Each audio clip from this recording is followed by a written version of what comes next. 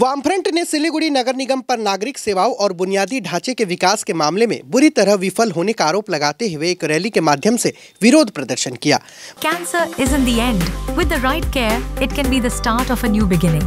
Hope and Heal Cancer Hospital, where hope is real and healing truly begins. New life fertility centre আধুনিক চিকিৎসা ও বিশেষজ্ঞদের সহায়তায় আপনার স্বপ্ন পূরণ করতে প্রস্তুত। নতুন জীবনের স্বপ্ন সত্যি করতে আজই যোগাযোগ করুন। নতুন জীবনের সূচনা এখানেই। बताया गया है कि आज के विरोध प्रदर्शन में वाम नेता अशोक भट्टाचार्य, जीवेश सरकार, दिलीप सिंह, समन पाठक सहित कई अन्य वामपंथी नेता मौजूद थे। वामफ्रंट नेताओं ने वामफ्रंट कार्यालय अनिल विश्वास भवन से एक रैली निकालकर नगर निगम के सामने पहुंचे। फिर उन्होंने कुछ देर तक नगर निगम के सामने विरोध प्रदर्शन किया। इस संबंध में अशोक भट्टाचार्य ने कहा कि न केवल विकास बल्कि शहर में कानून व्यवस्था भी ध्वस्त हो गई है। वर्तमान सिलीगुड़ी नगर निगम बोर्ड विकास के नाम पर भ्रष्टाचार में लिप्त है। इसका खामियाजा आम लोगों को भुगतना पड़ रहा है। उन्होंने भविष्य में बृहद आंदोलन शुरू करने की चेतावनी भी दी है। সবাই তো বলেছে আমাদের পার্টি সিপিআইএম এর দার্জিলিং জেলা কমিটির পক্ষ থেকে আজকে আমরা কর্পোরেশন অভিযানের ডাক দিয়েছি। তার যে মূল বিষয়গুলো জেলা সেক্রেটারি সমন পাঠক এখানে বলেছেন, তিনি এখন বক্তব্য রাখছেন। মূল বিষয় হচ্ছে এই বোর্ডের ওপরে শিলিগুড়ির মানুষের কোনো আস্থা ভরসা নেই। তারা মানুষের ভোট নিয়ে জনগণকে প্রতারণা করেছে। ওরা জলের কথা বলে বারবার করে প্রতারণা করছে।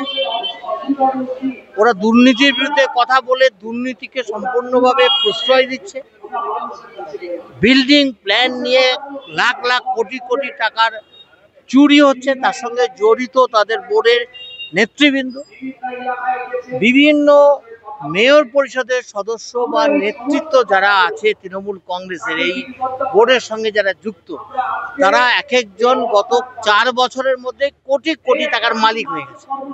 এসব জনগণের লুট, জনগণের টাকা লুট করে এটা হচ্ছে।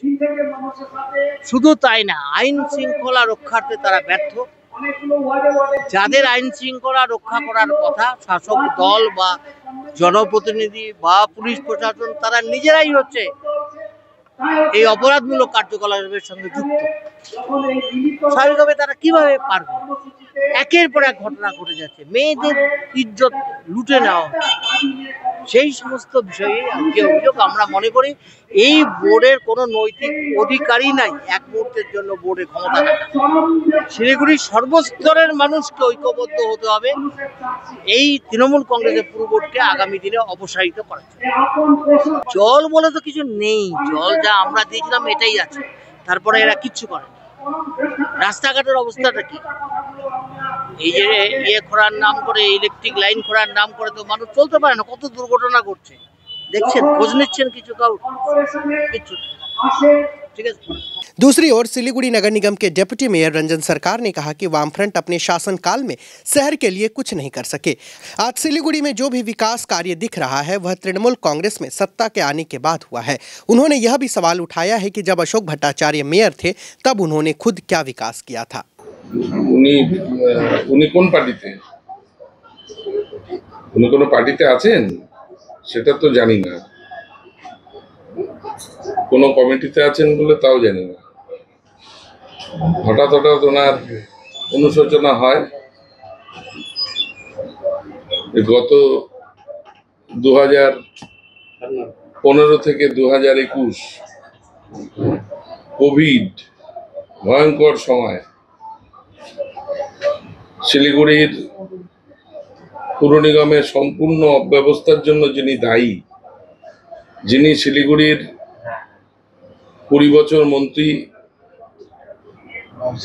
20 বছর এসজেডিএ চেয়ারম্যান, কেএমডিএ চেয়ারম্যান, রাজ্যের তৎকালীন মুখ্যমন্ত্রীর পরবর্তী যিনি শক্তিশালী মানুষ ছিলেন, তিনি শিলিগুড়িকে যেভাবে অবহেলা করেছেন, তিনি যেভাবে পুর নিগমের পরিচালন করতে ব্যর্থ হয়েছেন, সেই অনুশোচনা থেকে আজকে তার দল শূন্যে পৌঁছেছে এবং রাজ্যে বিধানসভায় তাদের কোনো জনপ্রতিনিধি নেই। এই পরিস্থিতিতে উনি রাস্তায় এসছেন, রোদে বসে আছেন। আমরা চাই ওনার দল শক্তিশালী হলে উনি যদি কোনো জায়গা পান আমরা খুশি হব। কিন্তু শিলিগুড়ি পুর নিগম সম্পর্কে কোনো কথা বলার আগে 40 বছর ধরে যারা এখানে পুর নিগম চালিয়েছেন, পুরসভার সমস্ত দায়িত্ব সামলেছেন, এসজেডিএ সামলেছেন, রাজ্যের মন্ত্রিত্ব সামলেছেন, তাদের কাছে শুধু আমার একটাই প্রশ্ন, যে আপনার সময় 40 বছরে আপনি কেন শিলিগুড়িকে তৈরি করতে পারলেন না? আজকে প্রায় 1,500 কোটি টাকার কাজ শিলিগুড়ি পুর নিগম হাতে নিয়েছে। মাননীয় মুখ্যমন্ত্রী তিনি দিয়েছেন 511 কোটি টাকার জল প্রকল্প, 200 কোটি টাকার আন্ডারগ্রাউন্ড কেবল, প্রায় 600 কোটি টাকার এসটিপি, 3টে এসটিপি শহরে হচ্ছে। রাস্তাঘাট, গরিব মানুষের জন্য পানীয় জলের ব্যবস্থা, রাস্তার ব্যবস্থা, আইসিডিএস কেন্দ্রগুলো নতুন করে গড়ে তোলা, সমস্ত কাজ পুর নিগম করছে। মাত্র 3 বছর হয়েছে আমাদের। আমরা চেষ্টা করছি যে ভগ্নদশা বামেদের আমলে হয়েছিল তার থেকে শহরকে পুনর্গঠনের কাজে আমরা কাজ করছি। এই পরিস্থিতিতে যে কেউ যা খুশি বলতে পারেন, আমরা সে নিয়ে কিছু বলতে চাই না। যে কোনো দলের রাজনীতি করার অধিকার এই পশ্চিমবাংলায় রয়েছে, কিন্তু ওনার মতন একজন প্রাজ্ঞ মানুষ, বয়স্ক মানুষ, তিনি যখন রাজনীতির থেকে প্রায় অবসরের পথে,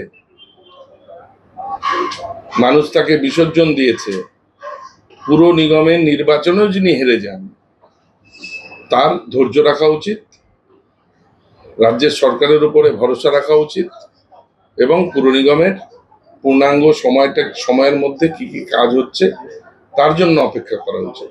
এবং এই নিয়ে আর বিশেষ কিছু বলার নেই।